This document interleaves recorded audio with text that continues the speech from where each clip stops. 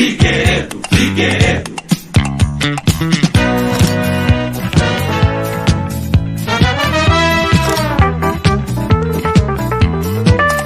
Figueiredo, Figueiredo.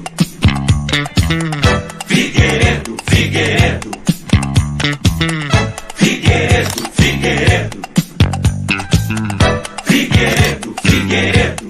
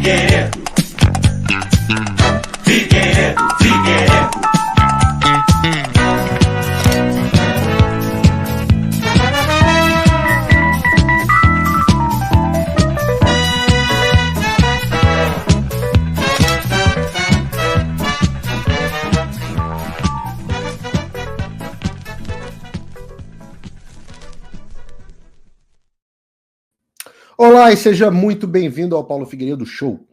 Nunca foi tão importante a gente entender o cenário internacional para entender como isso afeta a gente no Brasil. Nos últimos dias, o planeta inteiro percebeu o que você e eu já sabíamos, que o chamado líder do mundo livre, o presidente dos Estados Unidos, está demente. E com a exposição desse assunto, a esquerda mundial está em pânico. A imprensa começou um movimento fortíssimo para a troca do Biden, mas outros já perceberam que a derrota parece quase inevitável. Como, aliás, foi a derrota da esquerda na França, o berço da esquerda, o paraíso da esquerda, e onde a direita, nesse domingo, foi a grande vencedora de mais uma eleição pelo mundo. Todo o suporte da esquerda que permitiu que o Alexandre de Moraes e companhia trouxessem o Lula de volta para o poder está ruindo. O Wall Street Journal e o Elon Musk voltaram os dois à artilharia para o ditador brasileiro que está cada vez mais famoso e enrolado no mundo. A gente vai falar sobre todos esses assuntos no programa de hoje, então eu peço a você que me faça uma gentileza. Senta o dedo logo no like, a gente já está com uma bela de uma audiência. Clica no RT, no repost lá na rede do Elon Musk e manda esse link aqui para os amigos e para os inimigos nos grupos de WhatsApp, porque esse aqui é o Paulo Figueiredo Show. Figueiredo, Figueiredo. Figueiredo, Figueiredo. Eu vou falar aqui uma coisa para vocês importante, que é sobre... Vai conectar no assunto Elon Musk, a gente vai falar sobre isso com mais detalhes, mas muitos de vocês viram que uma nova minha conta no X foi bloqueada.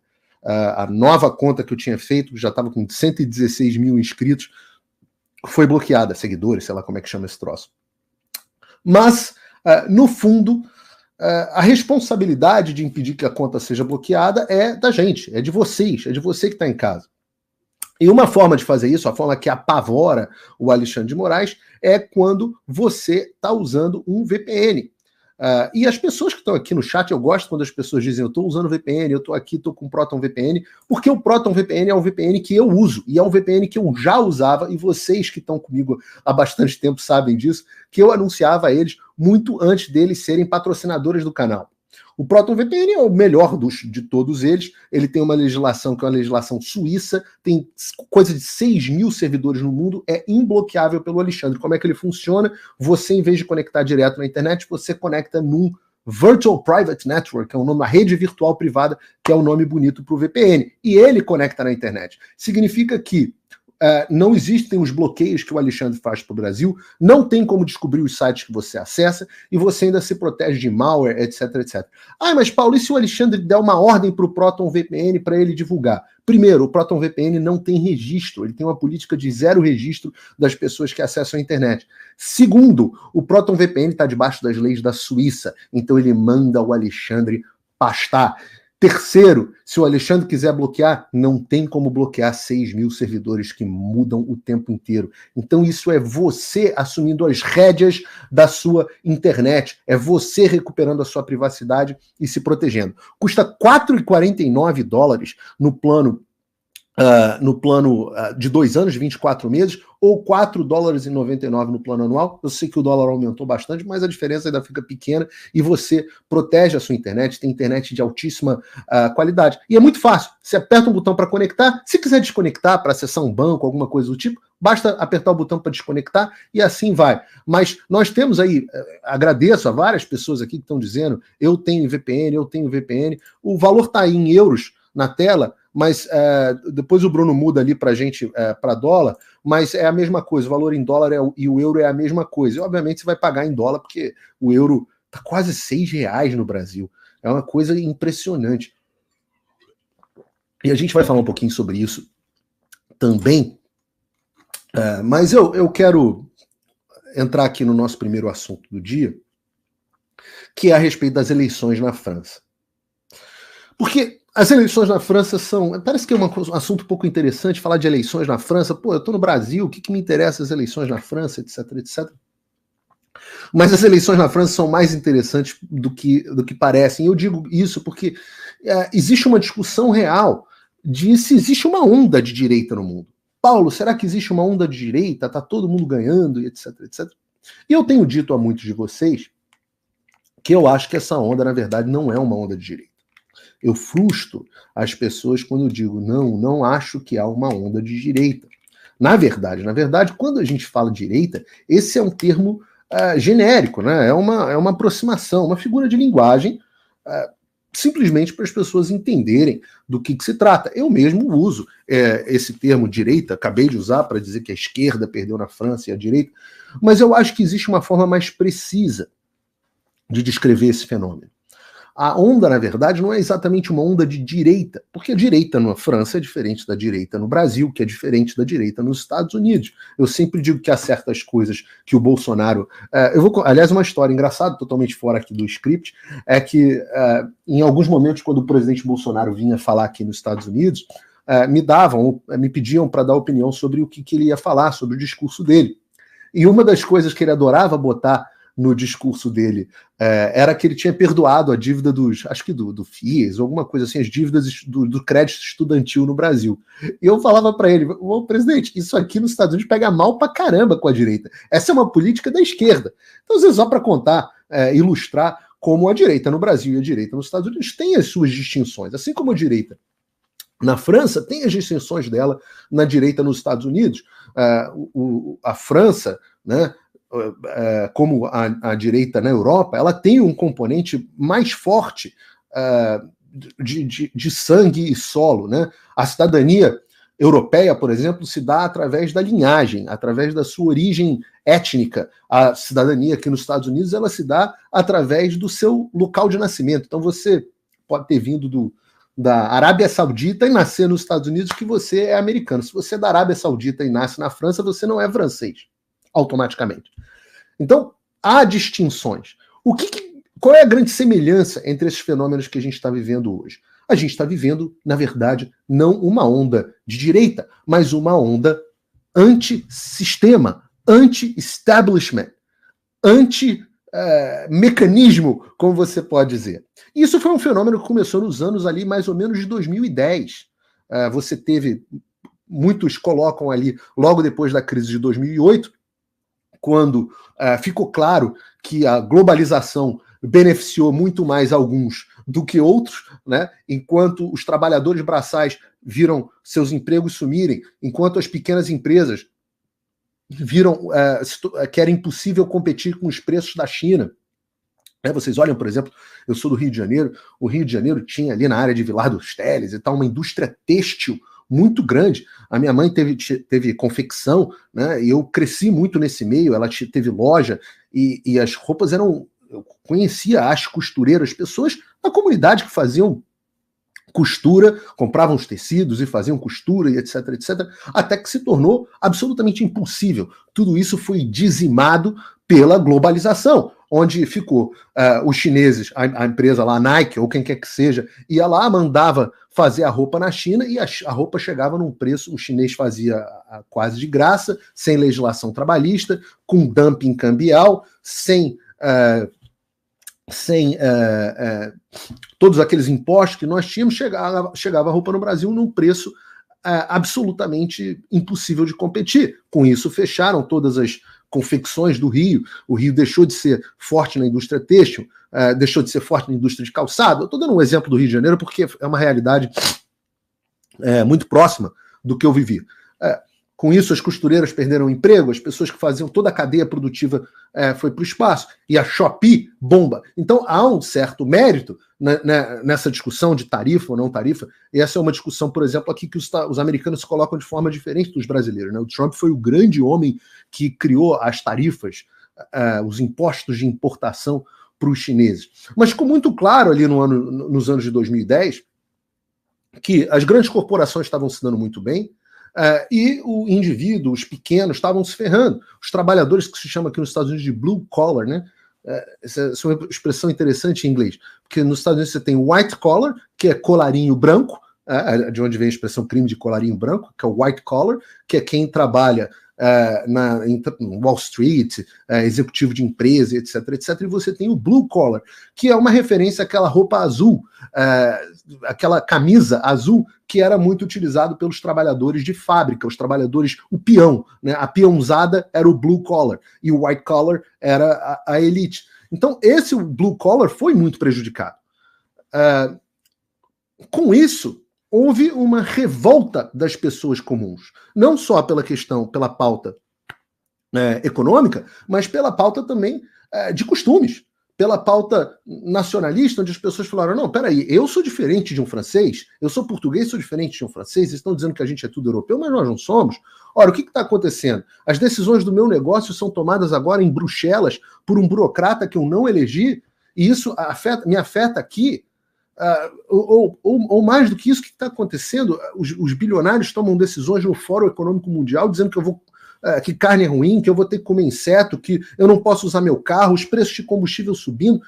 Peraí, isso não tem a ver com o que eu penso. Então, esse descasamento entre as elites, as pessoas do Fórum Econômico Mundial, as pessoas que vão no Gilmar Palusa e o trabalhador comum, esse descasamento se tornou muito grande. As pessoas responderam a isso através dos instrumentos que elas tinham. Quais instrumentos que elas tinham? Elas tinham as urnas. Elas passaram a ter as redes sociais. E elas responderam dessa forma. Então, houve um domínio das redes sociais pela direita e por pessoas revoltadas com o establishment e que passaram a se sentir representadas como direita, e houve uma mudança grande dentro da política mundial. Dentro do Partido Republicano, por exemplo, o maior partido do mundo, o partido mais importante do mundo, todo aquele establishment globalista da época do George Bush foi varrido em nome de um candidato que todo mundo achava que era uma piada, que era o Donald Trump. Enquanto as pesquisas davam que o Trump não ia ganhar, enquanto a imprensa ria do Trump, o Trump foi lá e foi eleito. No Reino Unido você teve, primeiro, o Brexit, que foi um grande dedo do meio para toda a comunidade globalista que exaltava a União Europeia, com o Reino Unido tendo saído da União Europeia, que diziam que era impossível, que tentaram de todas as formas no tapetão evitar, mas a população foi lá nas urnas em referendo e disse que faria. A contragosto da esquerda, que nunca quis referendo, plebiscito para nada disso, no Brasil você teve o fenômeno do Bolsonaro, um candidato que era um deputado de baixo clero, que era conhecido por programas de Luciana Gimenez, mas que defendia aquilo que a população dizia e que ninguém mais acreditava. E o Bolsonaro transforma a política brasileira de forma definitiva. Você teve o Macri, embora não tenha sido bem sucedido nas suas políticas, foi bem sucedido eleitoralmente. Você teve o próprio fenômeno do Boris Johnson, depois no Reino Unido, e vários casos no mundo inteiro assim. Como que a esquerda, como que o establishment, como que as pessoas reagiram a esse tipo de coisa? Ora, em vez de eles reagirem com uma autocrítica, eles reagiram buscando culpar algumas coisas. Uma delas foi a capacidade das pessoas se comunicarem através das redes sociais. Eles reagiram através da pandemia, através de mais restrições, através da força, através da exaltação de picaretas como Anthony Fauci ou como Átila Tamarindo no Brasil, que viraram autoridades mundiais da ciência. Eles reagiram dando mais poder aos órgãos centrais. Eles reagiram com um consórcio da imprensa que combinava todas as notícias, e as notícias eram falsas. Eles reagiram com a criação das agências de checagem de fato, as fact-checkings, a International Fact-Checking Network, os bilionários decidindo o que era verdade, o que não era verdade. Eles promoveram ideias loucas, máscara, a origem do vírus natural, eficácia dos lockdown, transmissão por contato, todas as outras, 2 metros de distância para te proteger do vírus. Fecharam praia, fecharam parque, fecharam negócio. E tudo se provou falso. Negócios foram quebrados, empregos foram perdidos, suicídio recorde no mundo inteiro, alcoolismo e drogas e overdose se tornando o maior problema dos Estados Unidos e uma inflação que foi a maior inflação que o mundo viu em 50 anos. 50 anos. Eles ainda enfiaram um procedimento médico goela abaixo, sem explicar para a população o que estava acontecendo, os questionamentos, as pessoas viam os problemas acontecendo e não podiam questionar. Eu mesmo não posso falar sobre esse procedimento médico até hoje aqui no YouTube, porque eu já tomei um strike. Mas o que dá para falar, e eu acho que isso é fato conhecido, é que a eficácia era muito menor do que a prometida e o número de pessoas reportando problemas era muito maior do que o noticiado pela imprensa. Daí vem as eleições de 2020. A esquerda queima os Estados Unidos com os protestos raciais, baseados numa história mentirosa, encobertada pela imprensa, que foi a morte do George Floyd. Se você não teve até hoje acesso ao que aconteceu em todas as câmeras, e eu não vou justificar aqui o que o policial fez, não, mas se você não teve acesso às câmeras do policial, e é por isso que eu defendo câmera para policial, inclusive no Brasil, se você não teve acesso às câmeras dos policiais completas, tenha e você vai ver o que aconteceu de fato no caso do George Floyd. Tá tudo na internet, você consegue achar no Rumble. Quer dizer, você não consegue achar no Rumble no Brasil sem VPN, porque o Alexandre, porque você não está na internet, você está na intranet do Alexandre. Mas se você tiver um VPN, você abre o site do Rumble e você consegue ver a íntegra das câmeras do George Floyd. Vem as eleições. Eles usam a desculpa da pandemia para que todo mundo possa votar por correio, um samba do crioulo doido, uma loucura, falta de verificação de assinaturas e tudo isso, quando a gente chamava a atenção, eles diziam que era o the big lie, a grande mentira. Os tribunais se recusavam a endereçar o assunto com medo da imprensa. E as redes sociais passaram a censurar todas as histórias. Não só as histórias questionando a integridade do sistema eleitoral americano, que hoje já é possível fazer nas redes sociais, mas não era na época, como também esconderam histórias como a do laptop do Hunter Biden, dizendo que era desinformação russa, que se provaram verdadeira. Milhares, milhões de pessoas foram censuradas, inclusive o presidente dos Estados Unidos. Essa foi a resposta da esquerda. O que as pessoas fizeram? Elas protestaram. Em alguns lugares, elas se revoltaram.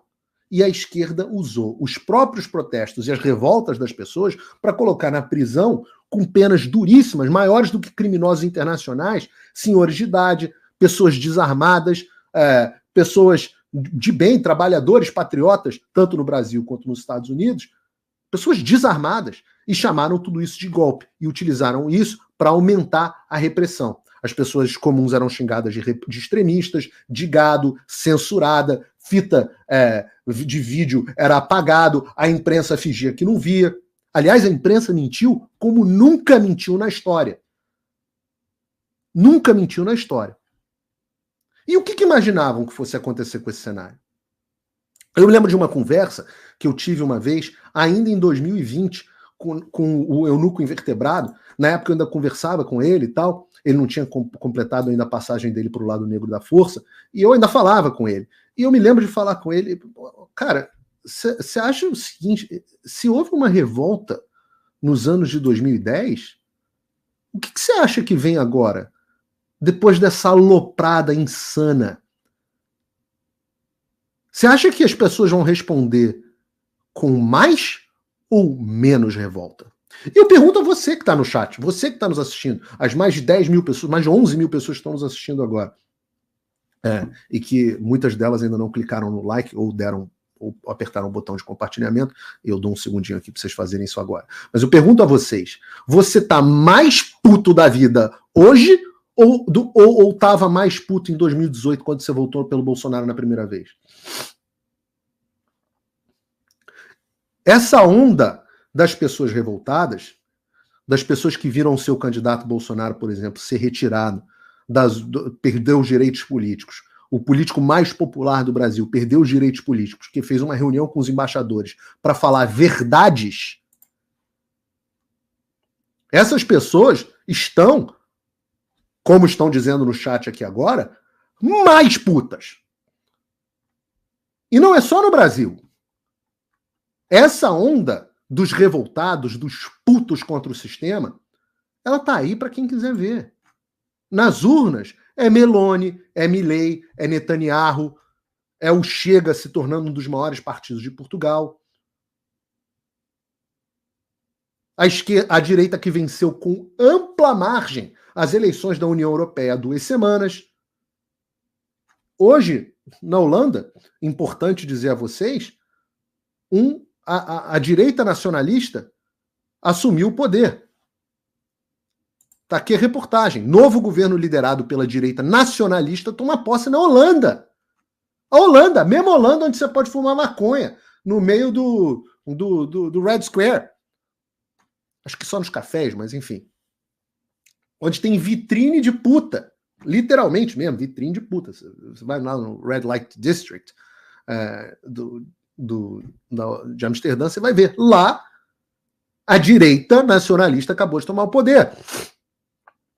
O novo governo da Holanda, liderado pela direita nacionalista de Geert Wilders, tomou posse nessa terça-feira, composto por 15 ministros chefiado pelo tecnocrata Dick Schoof, inaugurando uma legislatura em que a direita nacionalista estará no centro do poder após 223 dias de negociação das eleições do dia 22. Em Portugal, a direita ganhou, mas o centro fez uma aliança com a esquerda. Na Holanda, não.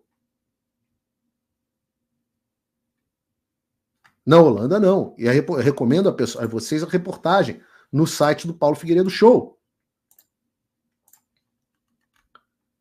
E, claro, o que nos traz ao tema das eleições na França. O resultado da eleição francesa, que a revista The Economist descreveu como um desastre para o namorado do Lula, aquele que fez aquele ensaio de pombinhos esse ano, que é o Macron, ou Lacron, como alguns gostam de chamar. Para The Economist, o resultado do primeiro turno na França foi humilhação esmagadora para o namorado do Lula. Quase que um janjo, um jangê. O presidente da França, Emmanuel Macron, foi o grande derrotado do primeiro turno nas eleições parlamentares do país. Ao menos essa é a visão da equipe da revista britânica The Economist. A reportagem está no site do Paulo Figueiredo Show, em publicação no seu site e com versão em português, no ar na primeira mão pelo Estado de São Paulo. O veículo não poupou termos para definir o desempenho do Macron. De acordo com a The Economist, a vitória da direita teve ares humilhantes para o presidente francês. Abre aspas, a votação foi uma humilhação esmagadora para a aliança centrista do presidente Emmanuel Macron. Centrista para a The Economist, que é uma revista de esquerda. Muitos de seus próprios deputados e aliados mais próximos, pressentindo uma eliminação iminente, ficaram horrorizados com a sua decisão inesperada em 9 de junho de convocar uma eleição imediata. O tiro saiu pela culatra de forma espetacular. O Renascença teve um número desanimador de 20,7% dos votos nacionais. Sem mencionar os nomes, a publicação ainda afirma que um deputado aliado do Macron demonstrou desolação com o resultado no primeiro turno, que teve o reagrupamento nacional de direita como vencedor com 33,5% dos votos. Catástrofe total, foram as palavras do parlamentar.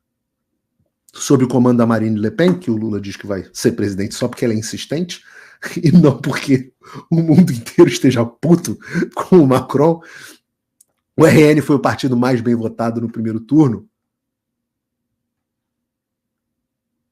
Conforme a revista The Economist, a expectativa é de que, com o resultado do primeiro turno, o RN conquiste 230 a 280 do parlamento da França, que tem 577 posições, ou seja, vai ficar ali, talvez, com o controle, ou quase isso, do parlamento.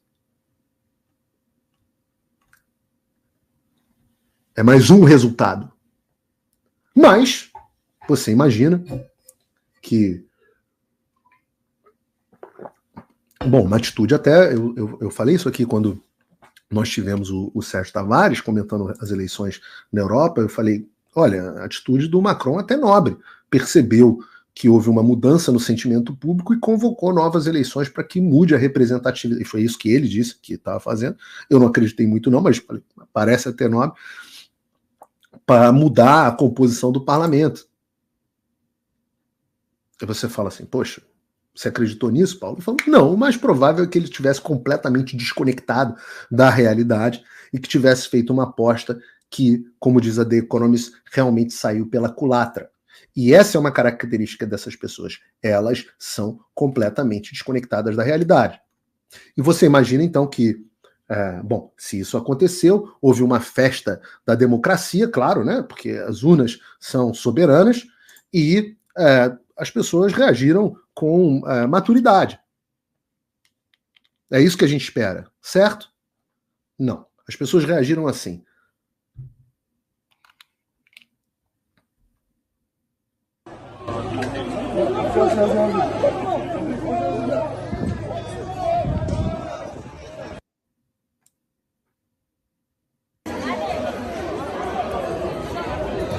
Hey!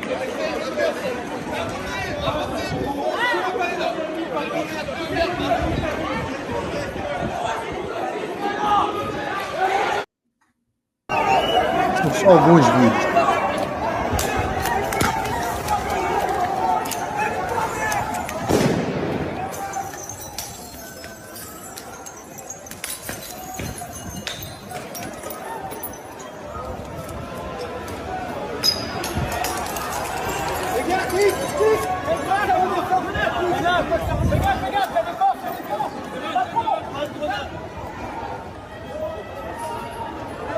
A França tem uma forma muito peculiar de expressar a democracia.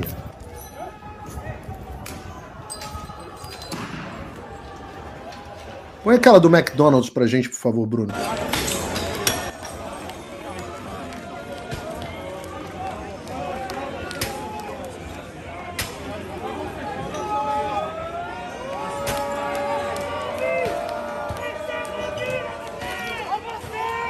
Destruindo. Obrigado. Você deve imaginar que, diante dessas imagens, tenha havido um repúdio internacional a esses atos de violência, né? Pelo menos por parte dos jornalistas que tiveram a coragem de chamar velhinha com Bíblia rezando terço, velhinha, gente cantando o hino do Brasil, gente pintando coisa com batom, essas pessoas que foram chamadas de golpistas, que estão sendo sentenciadas a 20 anos dentro da prisão. Você imagina que as pessoas que fizeram isso, que falaram que essas pessoas eram golpistas, inimigas da democracia porque não aceitaram o resultado das urnas, você imagina que está havendo uma condenação. Certo? Errado. Na verdade, a gente tem um certo endosso, eu diria quase que elogio. Vamos ver o que está rolando, enquanto isso, na Globo News. Desistiu de entrar nessa questão da extrema-direita, ela é extrema-direita, eu não vou entrar, eu prefiro ficar com o Le Monde, com a The Economist, com o Eurasia, com o New York Times, com o Washington Post, com quase toda a imprensa mundial. Não, peraí, porque esse momento é muito ridículo. A justificativa para o Guga esse Guga é o outro, não é o energúmeno, esse é o Guguinha. A justificativa dele para chamar as pessoas de extrema-direita é se cercar dos veículos de imprensa, da The Economist, do The New York Times, etc, etc. Nenhum outro momento a gente tem uma pessoa assumindo que vive dentro de uma bolha, uma bolha autofágica, uma câmara de eco. Eu gosto de chamar daquela peça Macaquinhos. Eu não sei se você lembra daquela peça Macaquinhos, onde era todo mundo peladinho, um enfiando o dedinho no fiofó do outro. E o Guga, o New York Times, então o Guga enfia o dedo no fiofó do The New York Times, que enfia o dedo no fiofó da The Economist, que enfia o dedo no fiofó do Fórum Econômico Mundial, que enfia o dedo no fiofó da Folha de São Paulo, que enfia o dedo no fiofó do Estadão, que enfia o dedo no fiofó do Alexandre, que enfia o dedo no fiofó do Lula. É um macaquinho, todo mundo pelado, um enfiando o dedinho no fiofó do outro. É a câmara de ressonância. Continua o vídeo aí pra gente, Bruno. Jornalista, cientista político, tudo, enfim, eu sigo nessa linha, porque eu sigo na linha do que ela é descrita, inclusive, na França. Normalizar uma islamofóbica, xenófoba e racista contra árabes é muito grave. A direita tradicional não prega essas coisas. A direita tradicional é um conservadorismo tradicional e não um discurso do ódio. Demetrio, rapidinho, porque eu não posso derrubar uma pauta que vem depois do Ariel, mas diga. Nós podemos fazer uma opção. Nós podemos demonstrar indignação moral. E uma outra opção é a gente explicar para as pessoas o que está acontecendo. Tá? Indignação moral. Dica, o que o Magnoli está falando, e é a segunda coisa sensata, não sei se vocês viram o vídeo dele, falando a respeito do Lula completamente descontrolado. Eu acho que o Magnoli já é considerado bolsonarista na Austrália a esse momento. Mas o que ele está dizendo é que uma opção é você ficar indignado, Guga. A outra opção é você mostrar o que está acontecendo e, sem colocar um rótulo, tentar entender. O que o Magnoli está falando talvez seja o momento da gente fazer uma autocrítica e sair da peça dos macaquinhos. Talvez. É colocar um rótulo. Estão normalizando a extrema-direita. Não, agora eu estou respondendo, Guga. Não, agora eu estou respondendo. Espera um pouquinho. Ela foi de extrema-direita. Mas você corta a Flávio o tempo todo, eu não posso falar? Deixa ele falar um pouquinho, por favor. Parecia até Jovem Pan, né? Esse tipo de coisa. Mas o que está acontecendo é o Magnoli tentando dizer para essas pessoas, para elas acordarem para a realidade. Prestem atenção, ouçam o que eu estou dizendo. Saiam da peça macaquinhos. Guga, sai do... Você errou tudo o que você previu na sua vida. Você só fala merda. Tudo que você fala acontece o oposto. Você é um desses caras que dizem que o Biden ia trazer de volta a normalidade. O morto muito louco. Você não percebe que a sua leitura... Eu sei que você é um sujeito limitado que não tem condições de analisar a realidade, mas perceba que a sua leitura do que está acontecendo não se concretiza porque você está dentro de uma caixa de ressonância louca. Você é o comentarista internacional da ainda maior emissora do país. E você está chamando a milhões de franceses, de islamofóbicos, de extrema-direita, sei lá mais o quê. São essas pessoas que levaram a Hillary a chamar de um bando de deploráveis os eleitores do Trump. É essa gente que trata os eleitores do Bolsonaro como gado. Os 85% que não acreditam no processo eleitoral brasileiro acham que devem, dos eleitores do Bolsonaro, acham que vocês acham que devem ser silenciados. Vocês não estão ouvindo o que as pessoas estão gritando.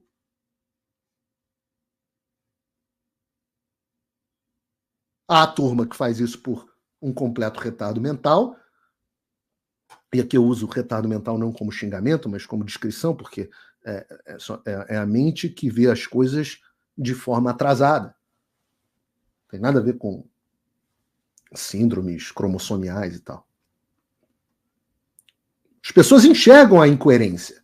As pessoas veem o você condenando os brasileiros do 8 de janeiro ou os americanos do 6 de janeiro, que você nunca falou o que aconteceu, mentiu sobre as 6 pessoas mortas, etc.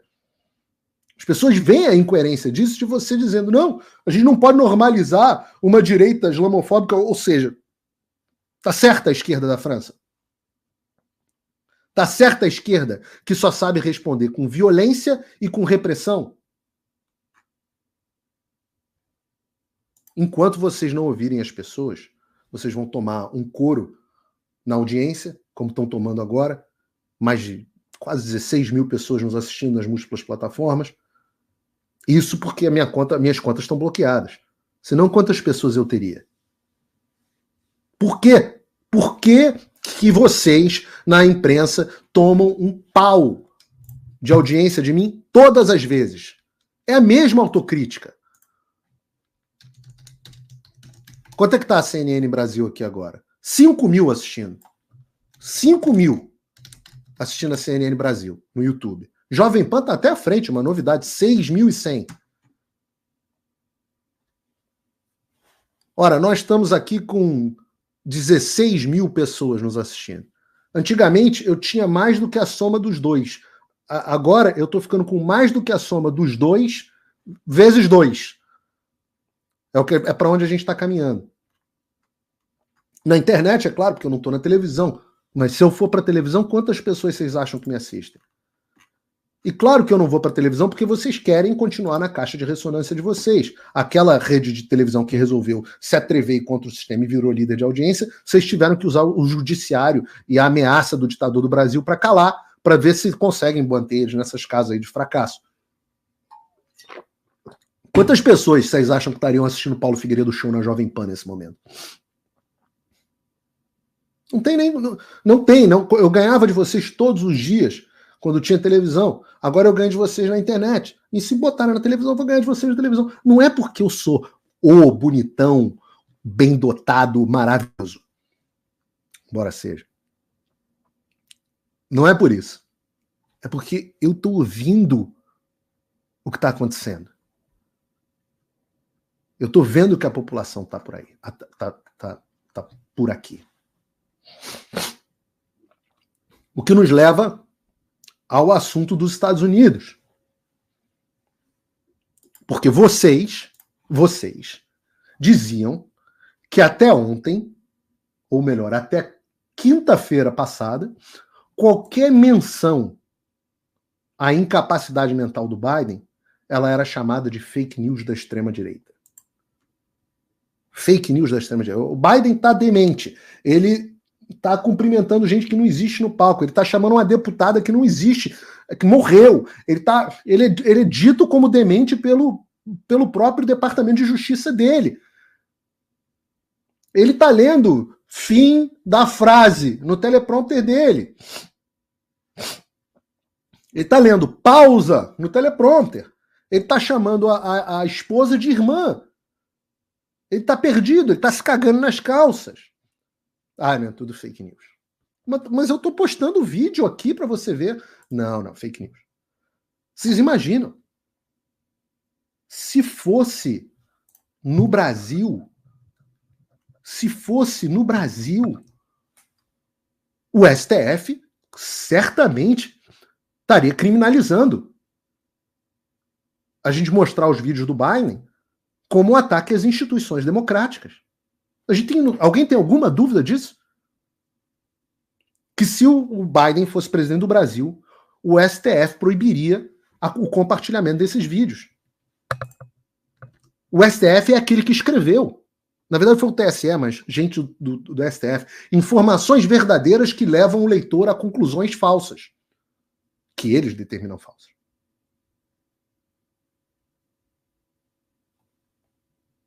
Então a gente falava sobre o Biden e vocês já sabiam. Estou aqui de novo, agora já passando das 17 mil pessoas. Vocês já sabiam o que estava acontecendo. A gente tinha falado disso aqui várias vezes. Vocês acompanhavam minhas redes sociais. Vocês acompanhavam. Graças às redes sociais, vocês sabem o que está acontecendo. Só que na quinta-feira da semana passada, o mundo inteiro viu o Joe Biden sem o filtro que a velha mídia, o tal do jornalismo profissional, que eu falei na cara da Thaís Oyama, que morreu em 2020, o mundo viu quem era o Joe Biden.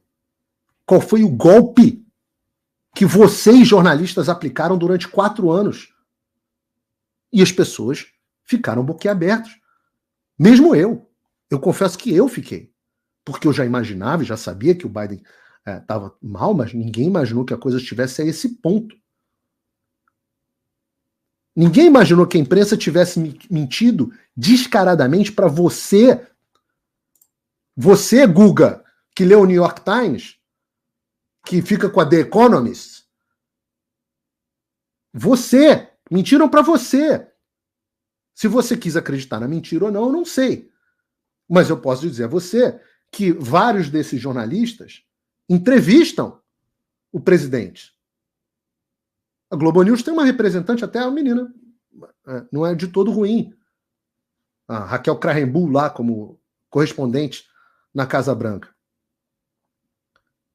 Por que não, ela não sabia que o Joe Biden estava demente? Os alunos do Fim da América sabem. Assistem, se vocês forem alunos do Fim da América, tem uma entrevista com a Ebony Balden, que foi correspondente do New York Post na Casa Branca, onde ela conta como é que é o dia a dia. Eles têm uma salinha lá. É um convívio, dentro da Casa Branca. Ou seja, essas pessoas sabiam qual era essa situação.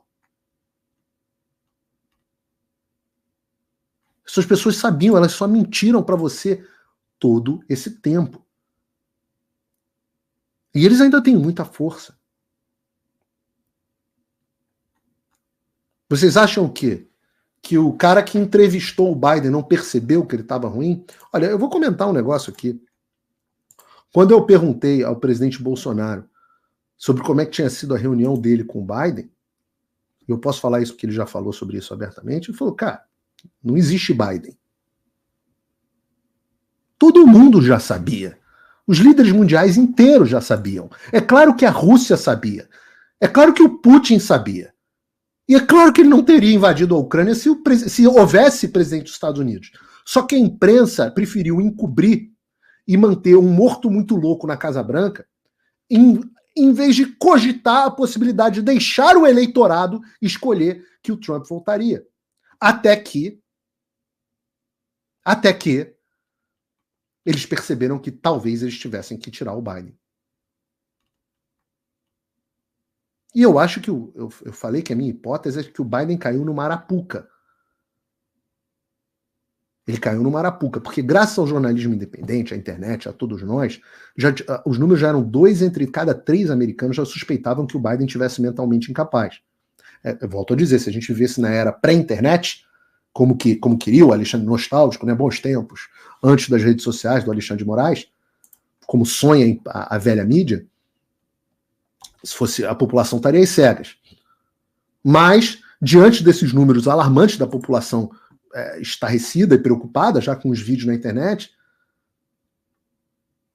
a mídia, esses caras radicais do Partido Democrata, eles balançaram de medo, mas eles também viram uma chance de substituir esse dinossauro, que é o Biden, por alguém mais jovem, por alguém mais extremista.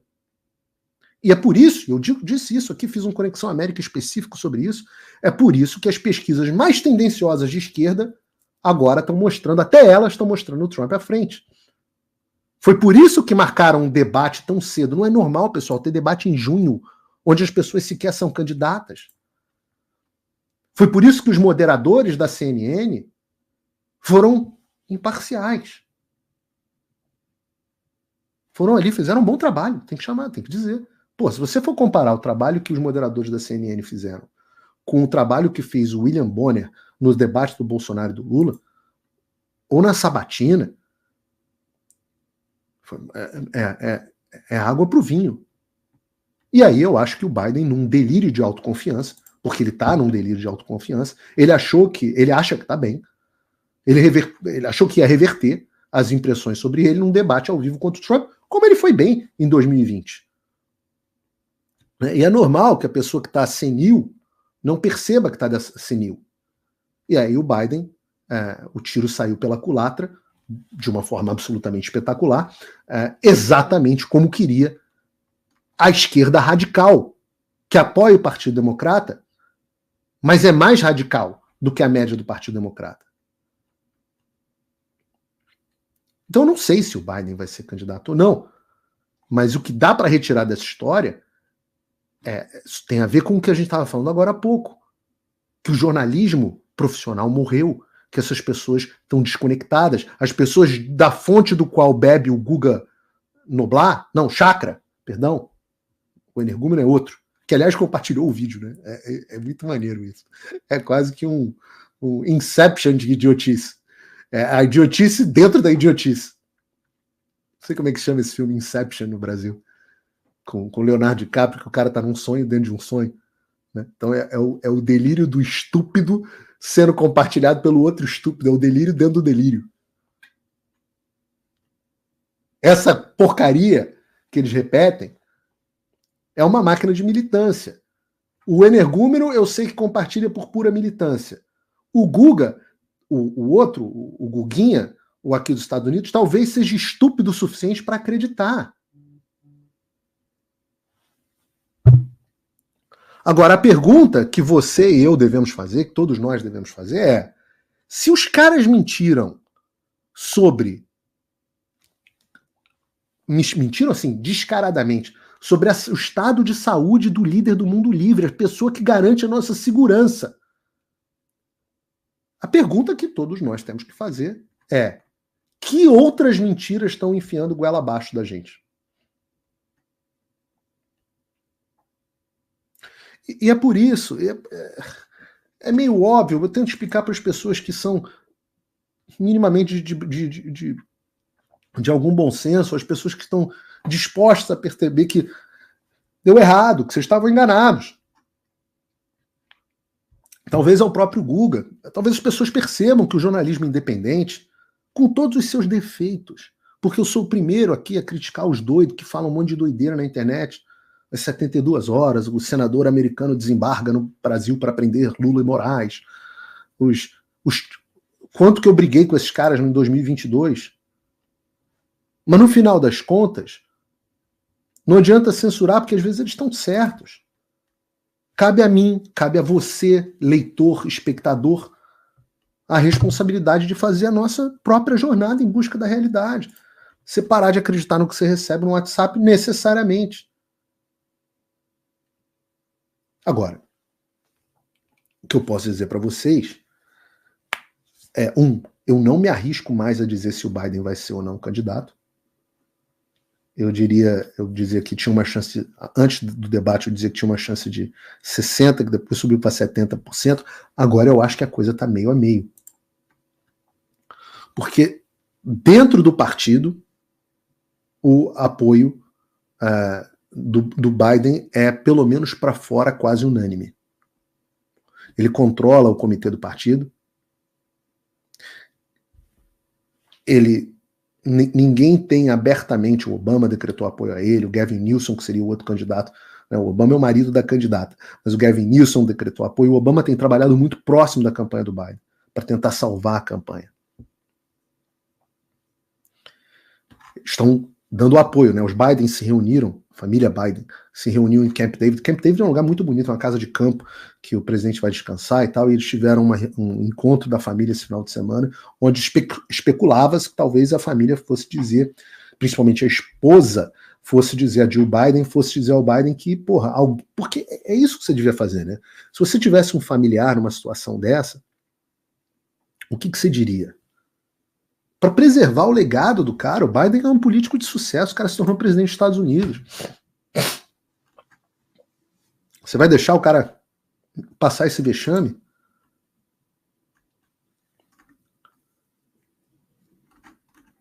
E aí você vê. A discussão que está acontecendo, inclusive dentro do partido, é para antecipar a nomeação, em vez de agosto para julho, para acabar com essa especulação.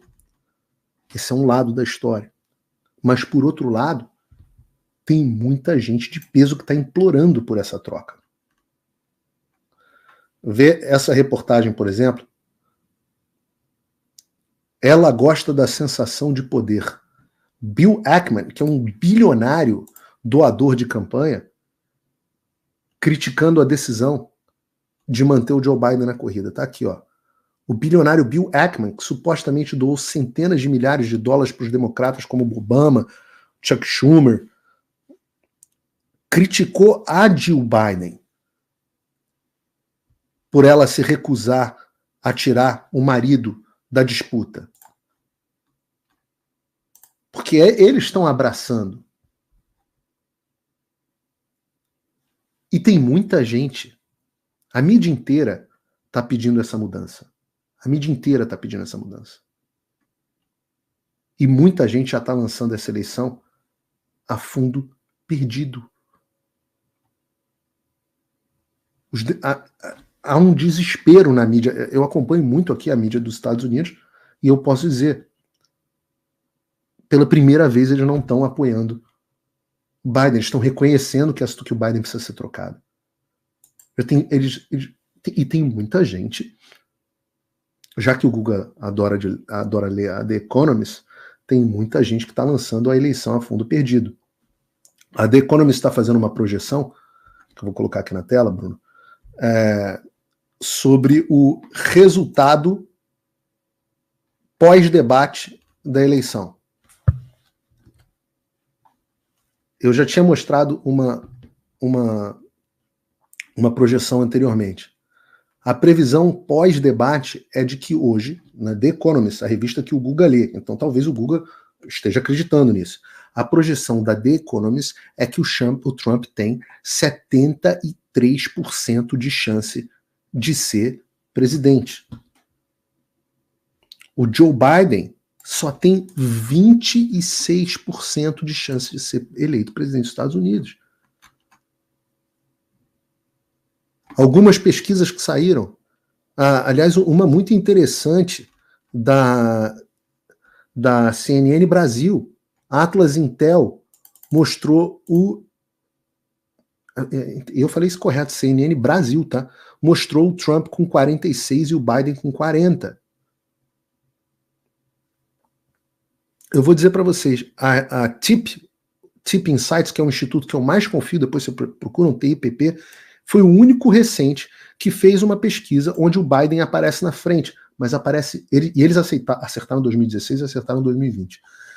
Mas eles botaram o Biden 1 ponto percentual na frente. E eu sempre digo a vocês que não é exatamente assim, mas em média os democratas precisam vencer com mais de 4 pontos a eleição nacional por conta do sistema do colégio eleitoral para eles levarem a eleição. Mas o Ledger deu Trump com 7 pontos de vantagem. O Data for Progress deu Trump com 3 pontos de vantagem. Patriot Polling, 4 pontos de vantagem para o Trump. Pesquisa da CNN, Estados Unidos, mais 6 pontos de vantagem para o Trump. Lembra? A CNN foi aquela que, às vésperas da eleição americana de 2020, disse que o Biden ia ganhar com 13 pontos de vantagem. Obviamente ganhou com, sei lá, acho que 6. Ganhou. Harvard Harris, Trump mais 8 pontos de vantagem. USA Today, Trump mais 4 pontos de vantagem. E se o Biden não for candidato, alguns de vocês podem estar perguntando, esse é um problema, porque todas as pesquisas mostram que qualquer um dos outros candidatos, o Gavin Newsom, etc., qualquer um dos outros candidatos continuaria perdendo para o Trump.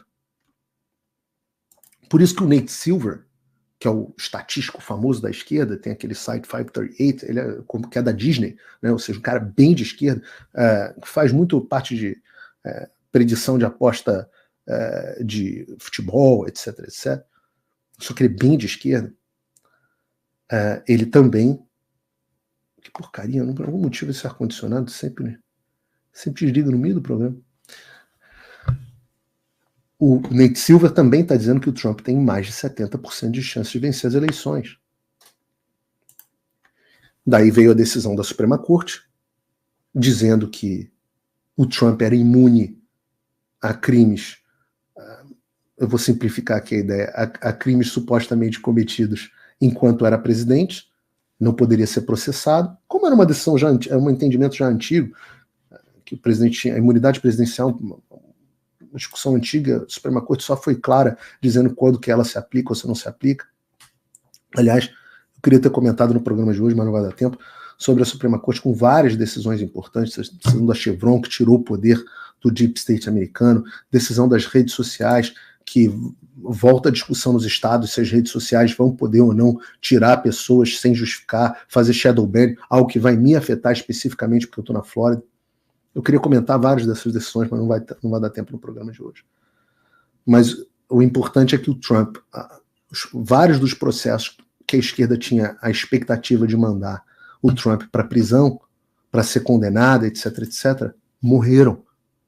Morre o processo do 8 de janeiro, morre o processo dos documentos presidenciais, morre o processo da Geórgia. Não necessariamente morrem, mas se tornam muito difíceis.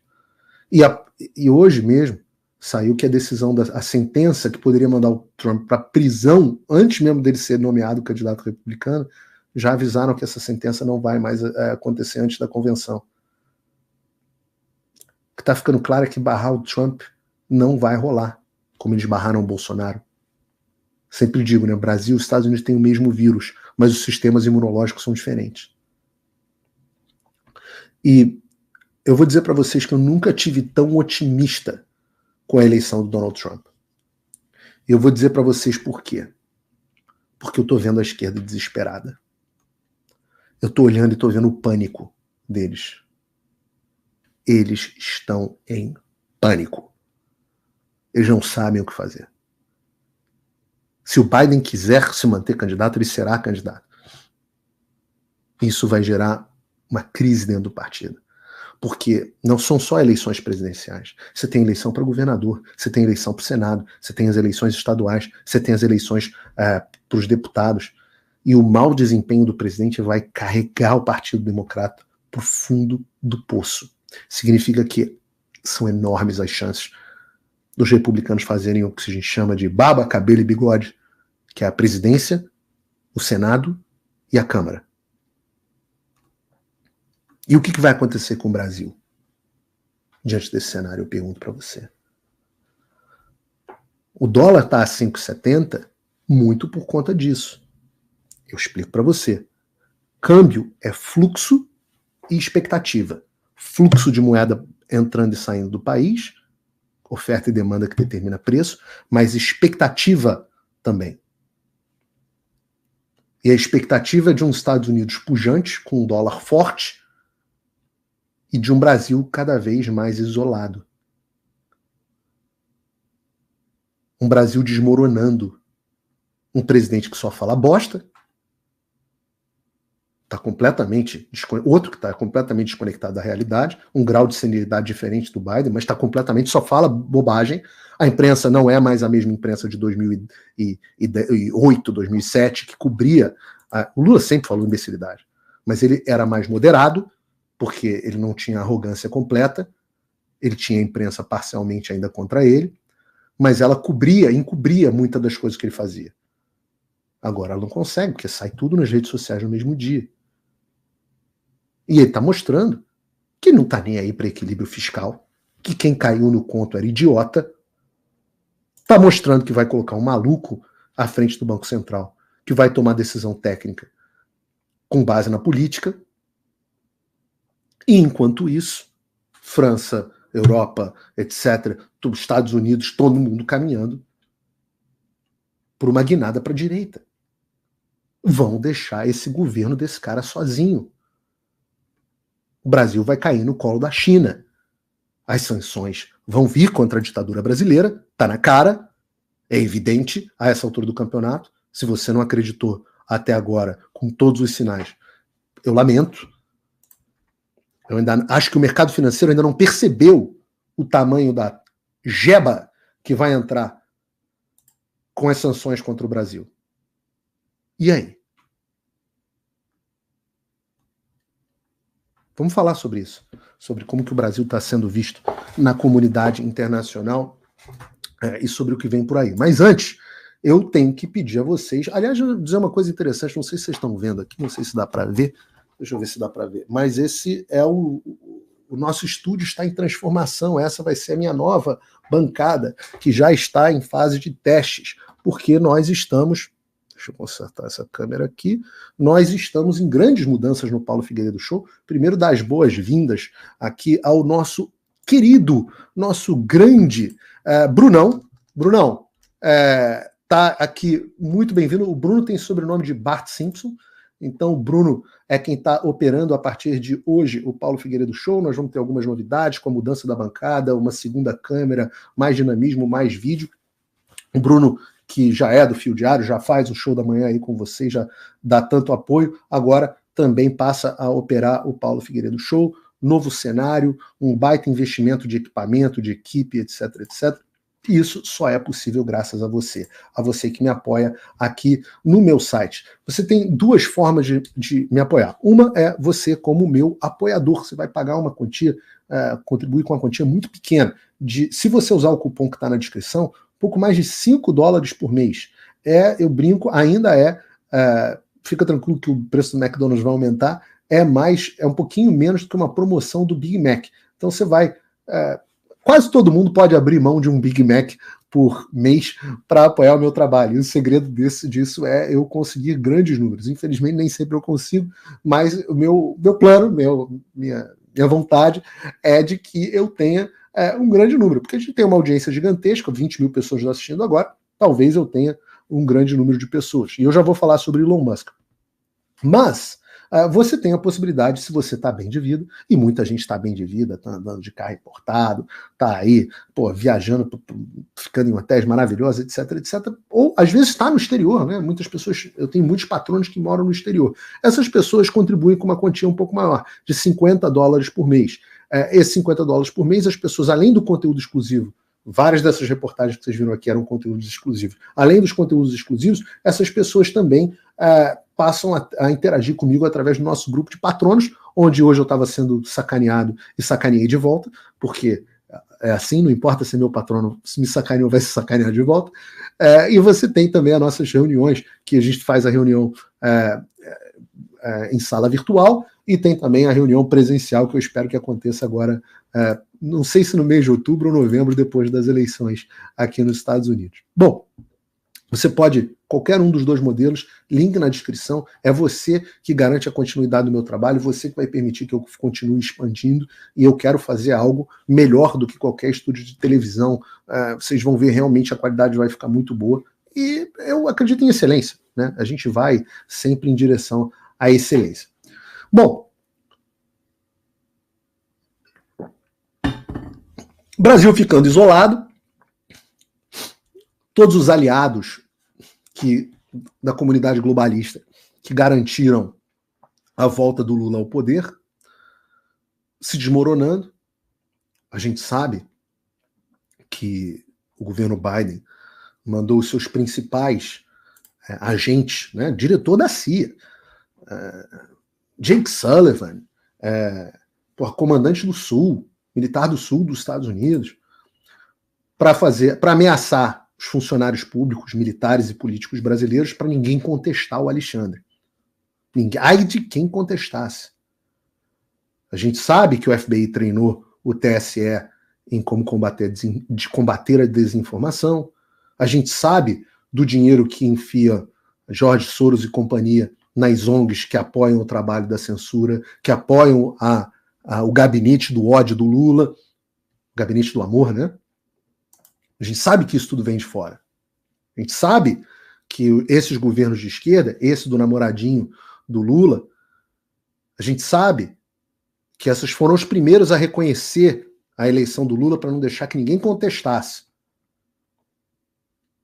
Mas essa turma está de saída.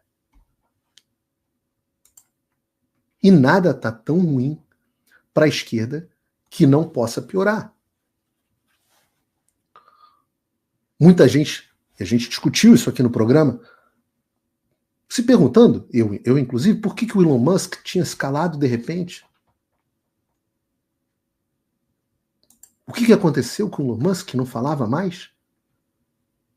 Pois bem, coincidentemente ou não, vamos falar sobre isso, logo depois que a minha outra conta do X foi bloqueada, o Musk voltou à cena. E voltou dando o cacete no Alexandre de Moraes. Moraes não segue o devido processo legal, diz X.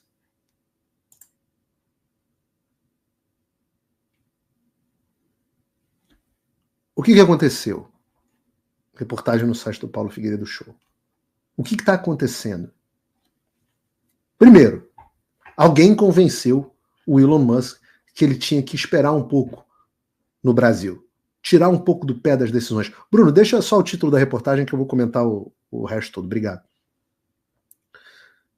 Alguém tinha dito que ao Elon Musk que ele deveria segurar um pouco a onda. Tinha funcionário no Brasil, tem representante legal, tem empresa que faz a representação legal. Era hora de segurar um pouco. Eles iam compor ali no STF, deixar a poeira baixar.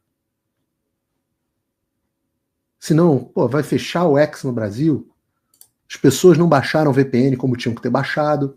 Porque sempre, por trás de todas as cagadas que acontecem no Brasil, está o problema do indivíduo não fazer a sua parte.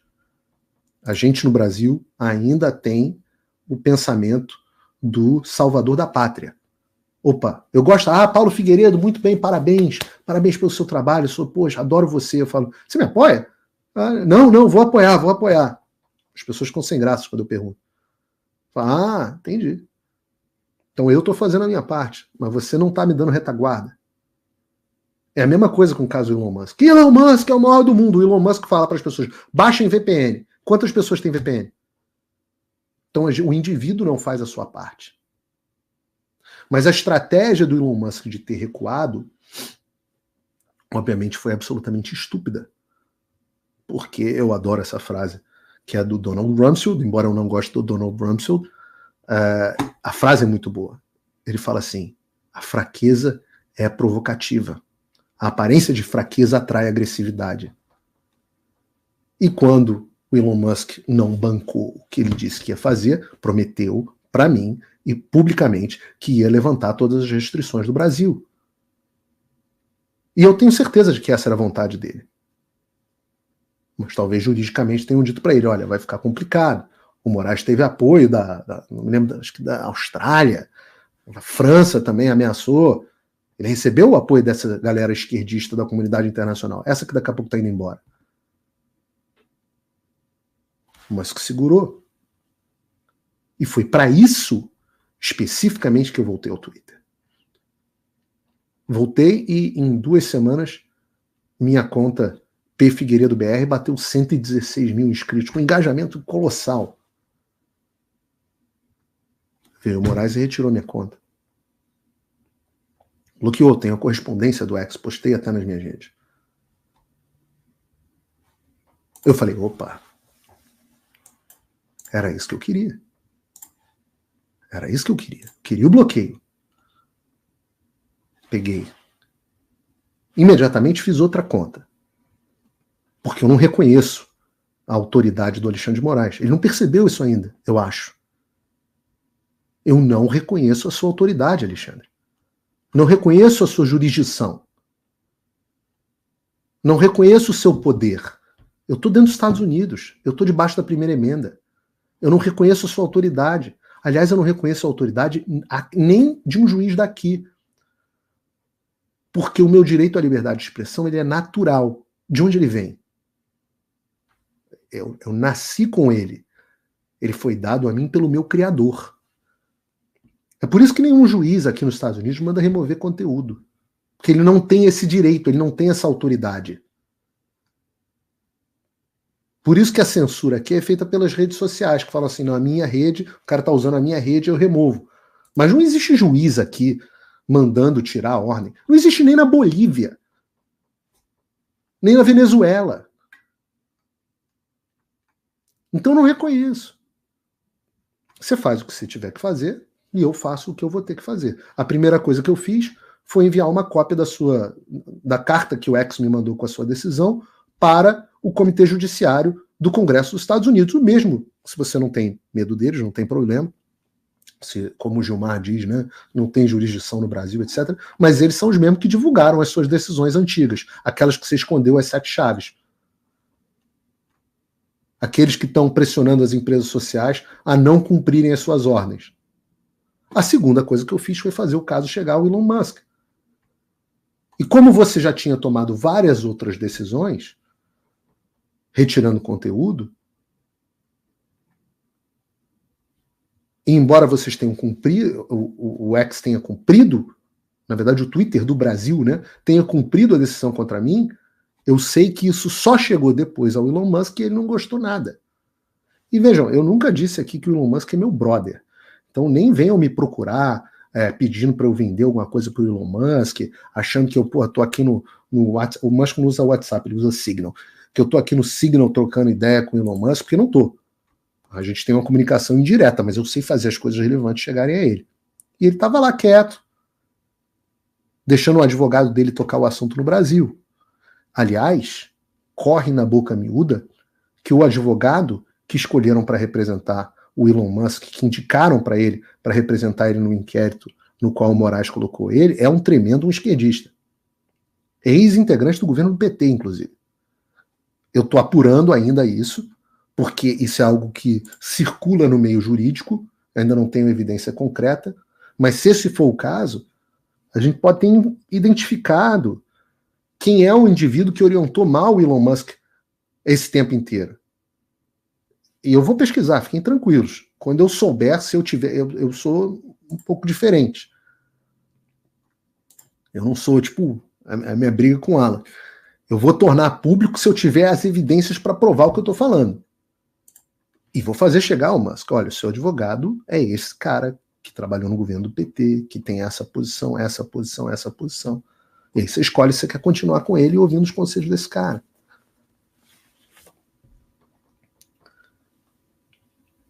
A gente segue nesse caminho. Agora, não é só o Elon Musk que está contra o Alexandre. Porque o Alexandre, ele tem a característica do ditador, do psicopata com delírio narcisista, que é esticar a corda. E essa é a nossa única arma. Porque se o Alexandre tivesse bom senso, a gente estava roubado. Para não falar um palavrão que vocês pedem tanto para eu não falar. A gente estava roubado. Se o Alexandre tivesse bom senso.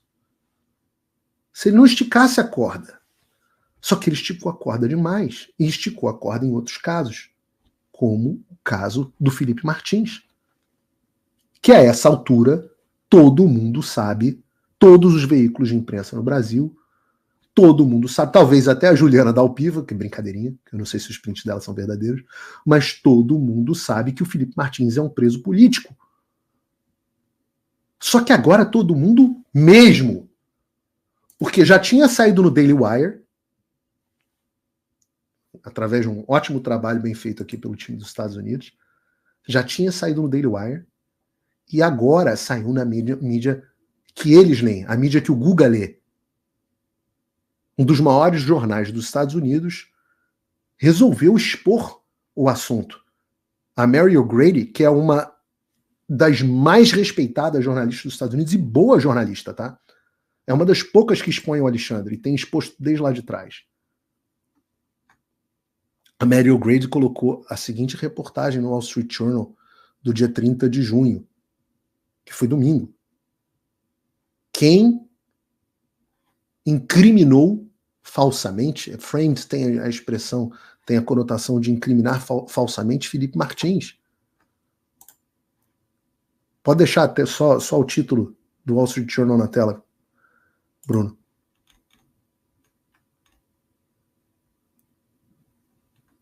Quem incriminou falsamente o Felipe Martins?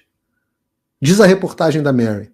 O registro legal de entrada nos Estados Unidos é o formulário 94, que os viajantes preenchem nos pontos de entrada. O CBP removeu o que havia sido postado em seu site em 30 de dezembro de 2022 sobre a suposta entrada de Martins, admitindo implicitamente que algo estava errado. No entanto, a decisão de Moraes continua se apoiando em uma seção separada, ainda a ser corrigida, obter histórico de viagem no formulário 94, que lista a viagem. O que diabos está acontecendo no CBP em Orlando? O equívoco no registro de viagem está sendo usado para violar as liberdades civis do senhor Martins no Brasil. Ninguém no CBP consegue explicar como, por que ou quando foi criado o falso 94, que fornece convenientemente a narrativa necessária para a prisão, diz um trecho do artigo. Isso é o Alexandre esticando a corda. Ele tem certeza de que o Felipe Martins, e eu oro pelo Felipe, e eu peço a vocês que orem, para que o Felipe continue se mantendo forte, porque isso é para forçar o Felipe a fazer uma colaboração contra o presidente Jair Bolsonaro, uma vez que a declaração do Mauro Cid, a suposta delação dele, foi por água abaixo, com os vazamentos dos áudios do Cid dizendo que a delação foi conseguida por baixo de coerção. Então se tornou muito frágil a evidência contra o Bolsonaro. Eles querem algo mais forte. E o Felipe Martins falando seria o batom na cueca. Mas uma reportagem como essa tem um peso gigantesco. Eu, obviamente, enviei essa reportagem também ao Congresso, também ao Comitê Judiciário e ao Comitê de Relações Exteriores, aos dois comitês. E tem um enorme peso uma reportagem do Wall Street Journal, que é o jornal com maior circulação ainda dos Estados Unidos. E é o que eu vivo dizendo. O Alexandre errou a mão. E o custo do Alexandre está ficando alto demais para o sistema. Os aliados do Alexandre estão indo embora. E a elite global, garantidora do Alexandre, está se enfraquecendo. E é nisso que a gente está trabalhando. Europa no segundo semestre, Portugal, França, Itália. É isso daqui para frente. Trump, sanção. Pois bem, tá bom de programa por hoje. Aos que puderem e quiserem e acharem que isso tem valor, não só o trabalho jornalístico, como esse trabalho de expor a situação do Brasil, aqui, ó, apoio é a única opção de me apoiar, é através do meu site. Bota aí na tela, por favor, Bruno, o link para o apoio de novo. Tem um link na descrição, você tem duas formas de me apoiar. Você pode ser meu apoiador com um pouco mais de $5 por mês, ou você pode ser, nós tivemos mais de 21 mil pessoas hoje nos assistindo aqui, nos múltiplos canais. Você também pode se tornar meu patrono Gold, vai ser um prazer interagir com você, eu tenho aprendido muito e feito grandes amigos com os patronos. Obrigado pela audiência ao Paulo Figueiredo Show, torço para que a gente consiga fazer um programa cada vez melhor para você, torço para que você de casa também valorize o investimento, o esforço que cada um desses programas tem. Não é fácil, são 3 horas para preparar o programa, tem uma equipe aí de algumas pessoas trabalhando, equipe ampliada aí com o Bruno, que se juntou aqui a nós. Então, peço que você também valorize e considere a possibilidade de se tornar meu apoiador. A gente vai fazer junto cada vez mais, mesmo com toda a censura. O meu novo X, minha nova conta no X é pfigueiredobr2. E foi incrível, porque eu abri ela no final de semana, já está com quase 70 mil seguidores. Eu tenho certeza que ela vai passar a antiga já, e o Alexandre vai mandar bloquear, e eu vou enviar isso para o Congresso, e a gente vou enviar para o Elon Musk, e vai gerando desgaste dentro do Twitter, até que o desgaste torne a vida deles mais difícil. É isso que a gente está tentando fazer. Então, siga aí, se você puder, minhas novas redes sociais. Um beijo para vocês, Deus abençoe o Brasil, Deus abençoe a América. Na quinta-feira que vem, na próxima quinta-feira, já tem mais Paulo Figueiredo Show, de repente já no layout novo. Vamos ver se a gente consegue. Até lá. Figueiredo.